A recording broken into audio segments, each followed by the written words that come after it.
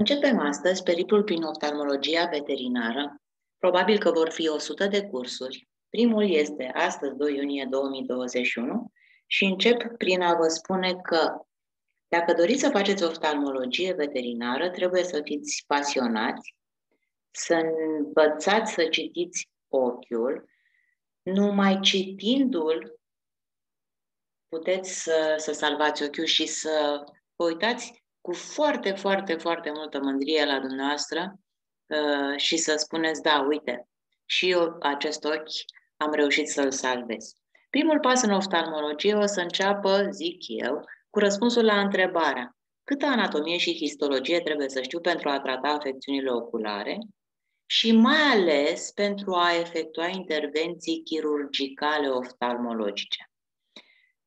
Colegii noștri pot fi foarte buni clinicieni și să stabilească un diagnostic cert al afecțiunii oculare, dar au o reținere grozavă să pună mâna pe bisturiu.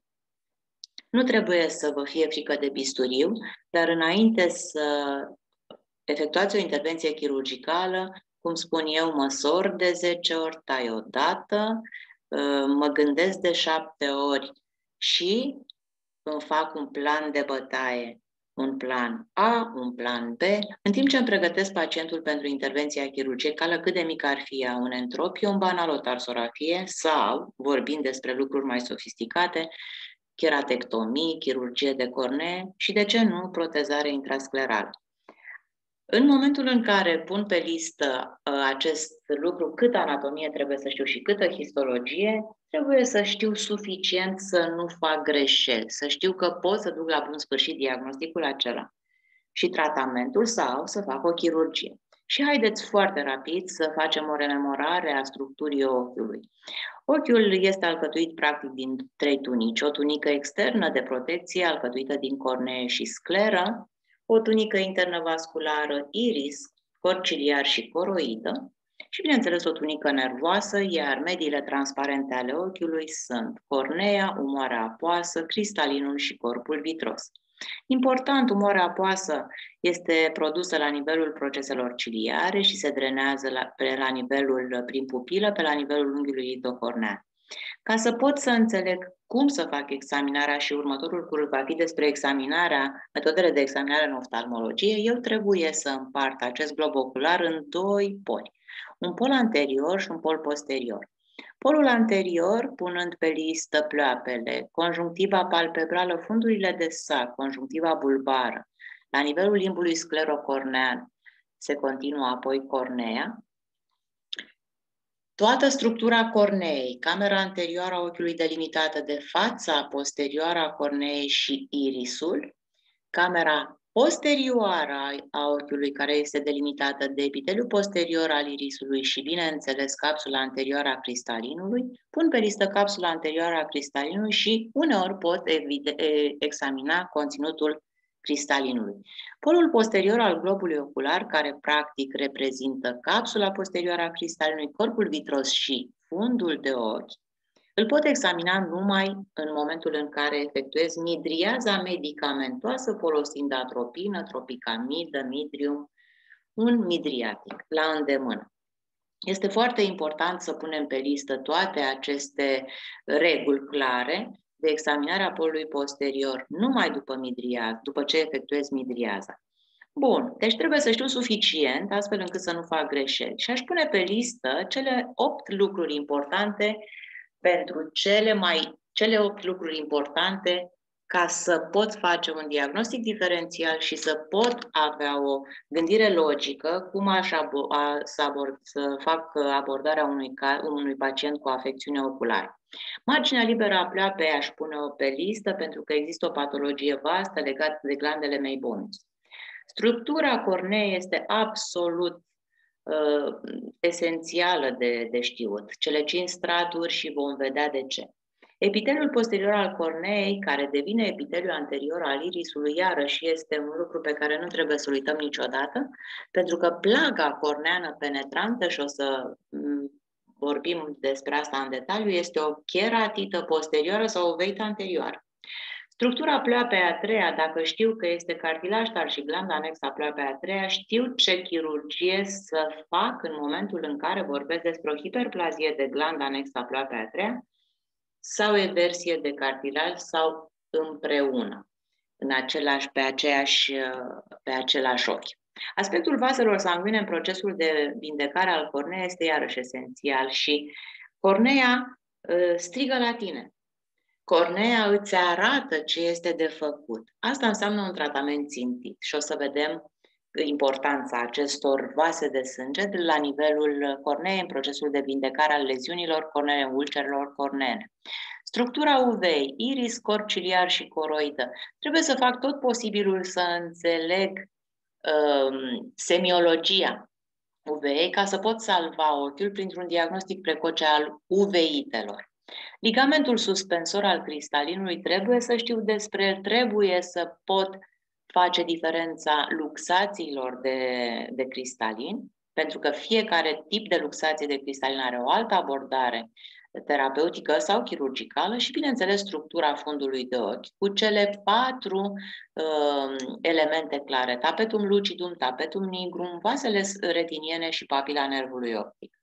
În momentul în care voi examina fundul de ochi la un pacient sănătos, eu voi ști cu siguranță să diferențiez afecțiuni retiniene strict legate de patologie retiniană sau afecțiuni retiniene legate de patologia sistemică și o să vedem în detaliu despre ce este vorba. Este important să știu marginea liberă a pleoapei și mai ales structura aceasta cu roluri deosebit de importante, pe de o parte în asigurarea unui film lacrimal precornean de calitate prin secreția pe care o produce, aceste glande meibomius, care se află la marginea liberă a pleoapei și a cărei inflamație cronică, unică, se numește chalazion și pe suprafața poate să fie conopidiformă, poate să fie pigmentată sau nepigmentată și vorbesc despre o inflamație localizată cronică și una este abordarea în acest caz, drenare prin taxis, chirurgie, poate că trimit la examen histopatologic piesa respectivă, iar alta este abordarea terapeutică în momentul în care vorbesc despre inflamația tuturor glandelor meibomius, care înseamnă o blefarită generalizată sau, mai complex, o lipogranulomatoză. Aceasta se va vindeca întotdeauna cu un tratament sistemic cu antibiotic și antiinflamator. În momentul în care pun pe listă structura corneei, trebuie să o știu ca pe tatăl nostru. Structura corneei înseamnă un epiteliu anterior și membrană bazală, stroma care reprezintă până la 80% din grosimea corneei, membrana desme și epiteliul posterior cornean. Epiteliul posterior cornean se continuă cu epiteliul anterior al irisului. Astfel, o structură nevascularizată, cum este cornea, se continuă cu tunica vasculară a ochiului sau uvea. Esențial această legătură în vindecarea leziunilor corneene.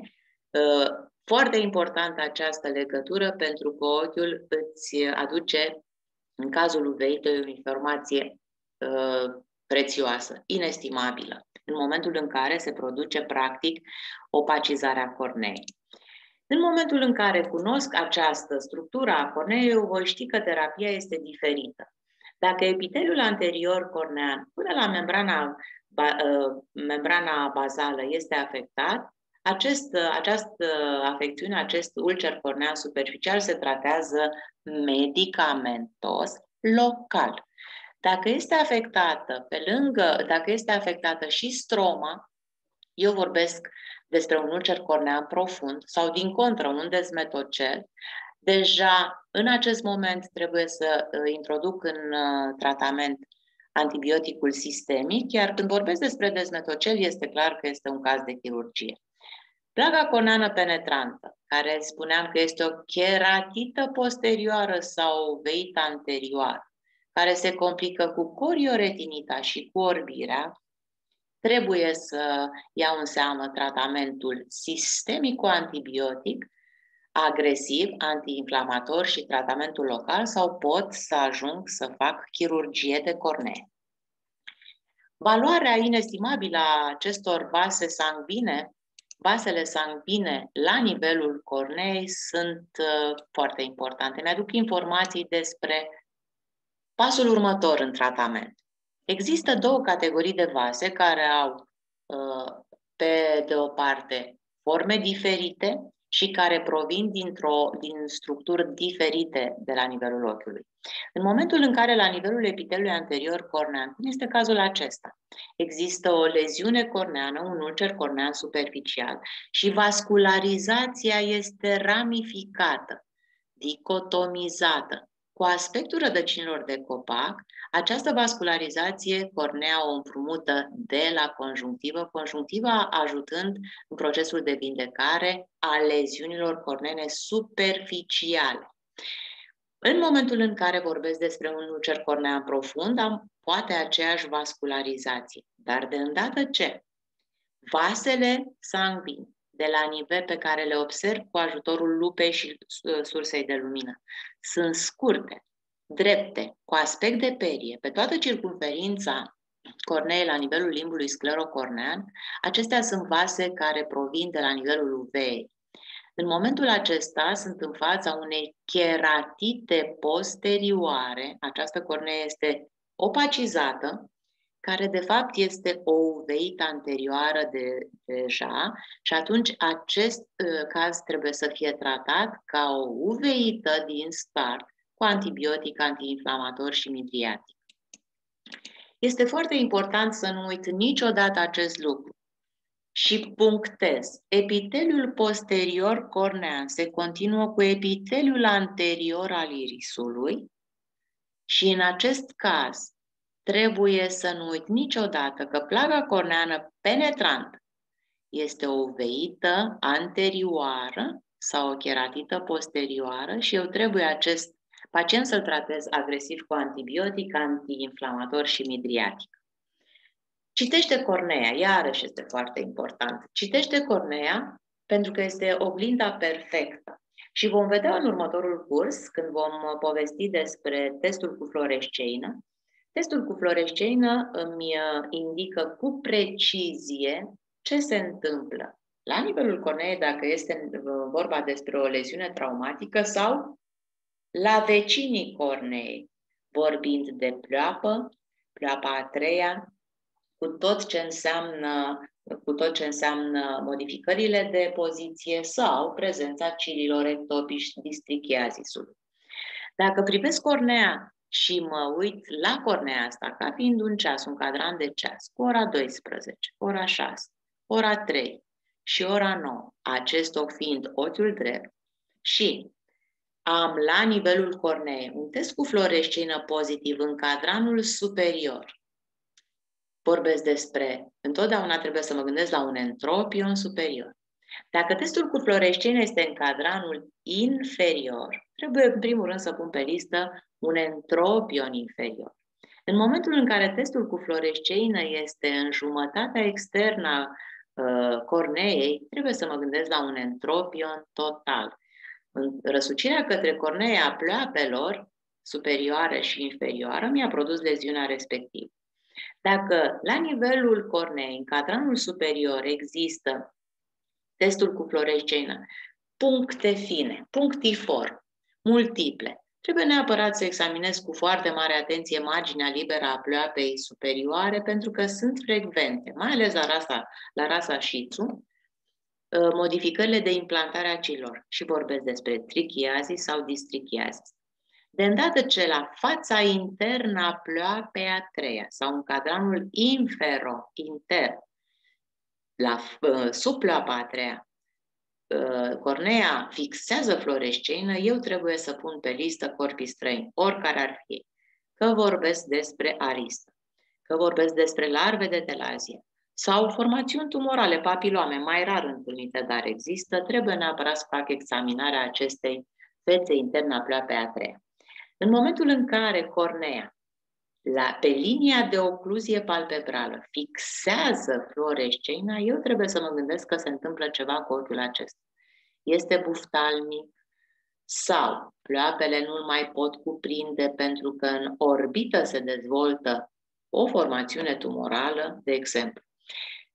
Testul cu fluorescenă pe linia de ocluzie palpebrală pun pe listă glaucomul cu buftalmie. Vom vorbi și vom puncta lucrurile acestea în cursul de metode de examinare a ochiului. Structura pleoapei a treia, trebuie să știu despre structura acesteia că prezintă un cartilaj tars, ca un schelet al pleoapei, dar și o glandă anexă a pleoapei a treia.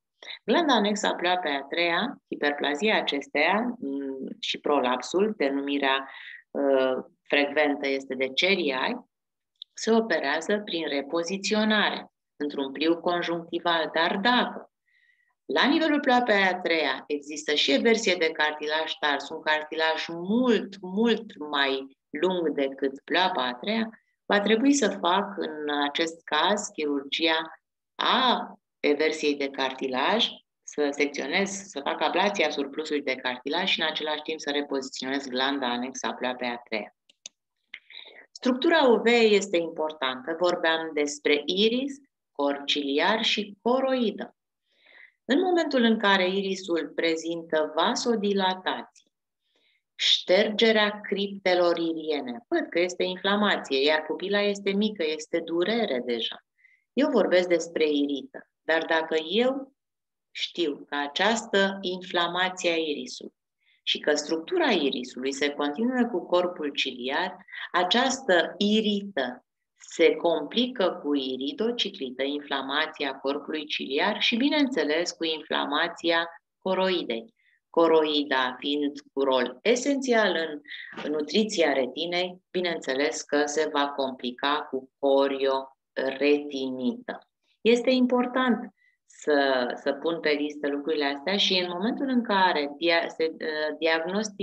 diagnosticul cazului meu este de irită, eu nu trebuie să mă gândesc la un tratament simplu, local, topic, cu antibiotic și antiinflamator. Pentru că în momentul în care inflamația ajunge la nivelul coroidei, se întâmplă și retinita și pisica sau cățelul, practic, pierd acuitatea vizuală și bineînțeles că dacă inflamația continuă, se produce și decolarea retiniană. Foarte important de știut această legătură a structurii vasculare a ochiului cu retina. Când vorbesc despre structura cristalinului și mai ales zonulazin sau ligamentul suspensor, cristalinul este poziționat în fosa hialoidă și practic pe tot ecuatorul său există ligamentul suspensor. Este foarte important să fac examinarea cristalinului după midriază și să evidențiez și ligamentul suspensor, prezența lui, deșirarea lui sau absența. Pentru că mi este foarte ușor în acest caz să stabilesc diagnosticul luxațiilor de cristalin. Există 3 categorii de luxații.